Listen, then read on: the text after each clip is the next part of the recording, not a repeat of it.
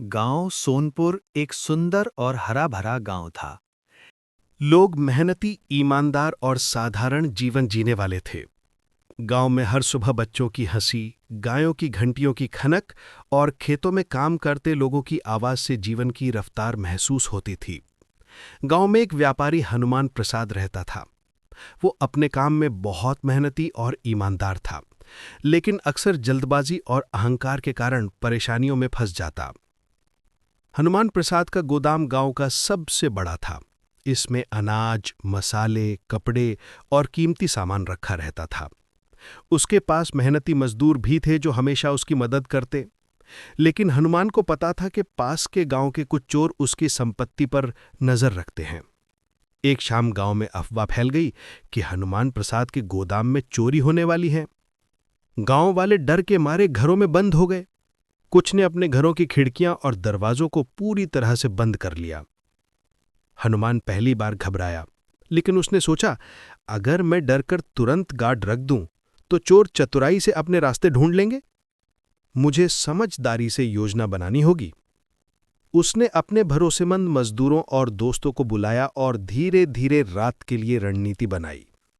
हनुमान ने मजदूरों को गोदाम के चारों ओर छुपने के लिए कहा। उन्होंने पेड़ों के पीछे, खिड़कियों के पास और दीवारों के किनारे छिपने की योजना बनाई। हर कोई एक निश्चित स्थान पर खड़ा होकर तैयार हो गया। हनुमान ने मुख्य दरवाजे को पूरी तरह बंद कर दिया और कुछ छोटी खिड़कियों को लालटेन की हल्की रोशनी से भर दिया ताकि चोर उन्हें मुख्य प्रवेश मार्ग समझकर भ्रमित हों। उसने गोदाम के आसपास आवाज और हल्की रोशनी के संकेत छिपाए ताकि चोर डर जाएं और गलत रास्ता पकड़ें। हनुमान ने गांव के कुछ लोगों को भेष बदलकर भेजा और संकेत दिया कि गांव में बड़ी सभा होने वाली है।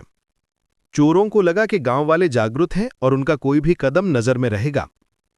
रात के समय चोर धीरे धीरे गांव की ओर बढ़े। उनका इरादा था कि जल्दी से जल्दी गोदाम का माल चुरा लें और चले जाएं।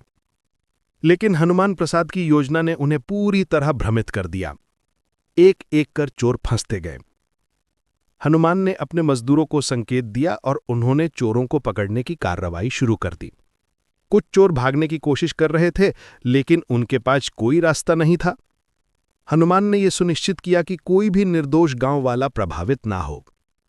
अगले दिन पूरे गांव में खुशियां फैल गईं। सभी लोग हनुमान प्रसाद की बुद्धिमानी की तारीफ करने लगे।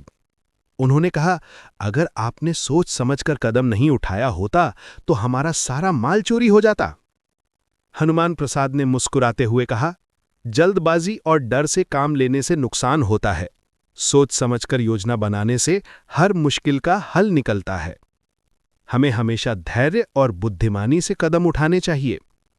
इस घटना के बाद गांव के लोग हर काम में धैर्य, समझदारी और योजना का पालन करने लगे। बच्चे हनुमान प्रसाद की कहानी सुनकर सीखते थे कि बुद्धिमानी ही सबसे बड़ी ताकत है। हनुमान प्रसाद ने इस घटना से ये भी सीखा कि सिर्फ अनुभव से ही समझदारी नहीं आती, बल्कि लगातार सीखते रहना और हर परिस्थिति में सोच समझकर काम करना ही इंसान को सफल बनाता है। वर्षों बाद भी जब गांव में कोई समस्या आती, लोग हनुमान प्रसाद की कहानी याद करते और कहते, समझदारी और बुद्धिमानी ही असली हथियार हैं जो हर मुश्किल का हल निकाल सकते हैं। मूल संदेश 1. सोच समझकर कदम उठाना हमेशा सफलता की कुंजी है। 2.